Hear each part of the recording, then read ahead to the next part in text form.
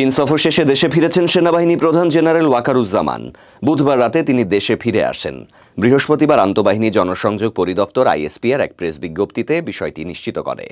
সফরকালে সেনাবাহিনী প্রধান, People's Liberation Army PLA স্থলবাহিনীর political commissioner general Chen Hui সহ চীনের উচ্চপদস্থ সামরিক ও বেসামরিক কর্মকর্তাদের সাথে সৌজন্য সাক্ষাৎ করেন এবং দ্বিপাক্ষিক স্বার্থ সংশ্লিষ্ট নানা বিষয়ে আলোচনা করেন। গত 22 আগস্ট তিনি পিএলএ সদর দপ্তরে পৌঁছালে তাকে গার্ড অফ অনার প্রদান করা হয়।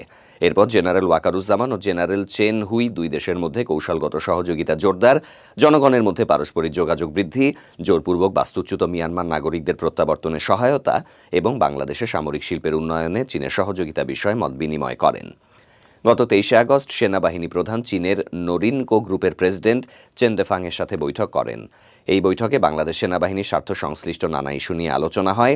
বিশেষ করে সেনাবাহিনীতে ব্যবহৃত নরিনকো গ্রুপের সামরিক সরঞ্জামাদির আপগ্রেডেশন ও রক্ষণাবেক্ষণ বিষয়ে বিস্তারিত আলোচনা করা হয়। সফরকালে general Wakeruzzaman PLA Academy of Armed ফোর্সেসের বেইজিং ক্যাম্পাসও পরিদর্শন করেন। সেখানে তিনি প্রশিক্ষণ সুবিধা ও সামরিক সরঞ্জাম উৎপাদন গবেষণাগারে ঘুরে দেখেন। উল্লেখ্য, আন্তর্জাতিক মানসম্পন্ন এই একাডেমিতে বাংলাদেশ সেনাবাহিনীর কর্মকর্তারা নিয়মিত কারিগরি প্রশিক্ষণ গ্রহণ করে থাকেন। এছাড়া তিনি বেইজিং ও শিয়াংয়ে অবস্থিত নরিনকো গ্রুপের বিভিন্ন কারখানা ও গবেষণা কেন্দ্র, China aerospace long March international company limited এবং এইশেং ইউএভি ফ্যাক্টরি পরিদর্শন করেন। এসব কারখানায় আধুনিক অস্ত্র গোলাবারুদ তৈরির প্রক্রিয়া ঘনিষ্ঠভাবে পর্যালোচনা করেন সেনাবাহিনী প্রধান।